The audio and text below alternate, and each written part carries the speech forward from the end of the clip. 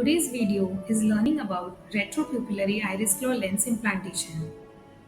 Wurst et al. In 1972 launched the anterior fixated iris claw lens. This lens had a plano-convex optic design, 6.5 mm optic diameter with an A constant of 115.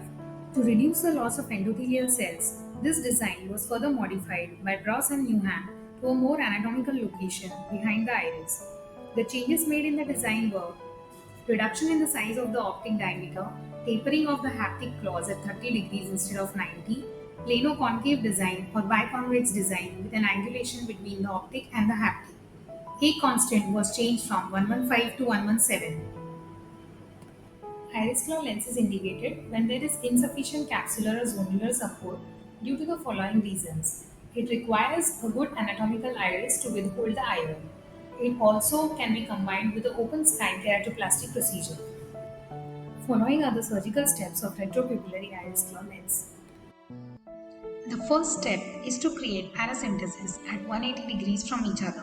They should be like stabbed roads with shorter intracorneal tunnels, and they should be as posterior limbal as possible.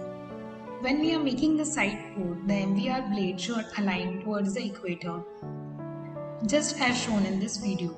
You can also mark the incisions for better alignment. The second step is to do a good anterior vitrectomy so that no vitreous tag remain in AC. The end points of anterior vitrectomy are that the pupil should be circular in shape and there should not be any vitreous at the incision sites. Now pilocarpine has been injected and the iris is also stimulated. Making a peripheral iridectomy is optional, but this often seems to be an advantage. After your pre-IOL preparation is done, you can grab the IOL with either the McPherson forceps or the hammer forceps and place it over the iris. It is inserted vertically so that it can be inserted through a smaller incision. Align the IOL as per the side ports created. The haptics should be in alignment with the side ports. Now grab the hammer forceps to hold the IOL optic with a good grip so that it doesn't slip. In this way, one haptic is already been tucked in.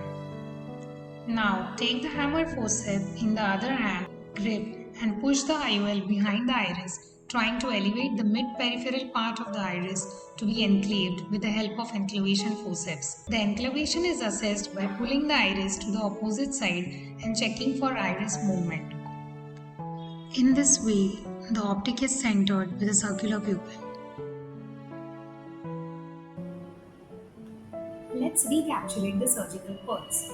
Make the side port short, stab incisions and as posterior as possible. Do a good anterior vitrectomy and a peripheral iridectomy. Align the hammerhead, haptics and the side ports for easy enclavation. Enclave the mid-peripheral part of the iris.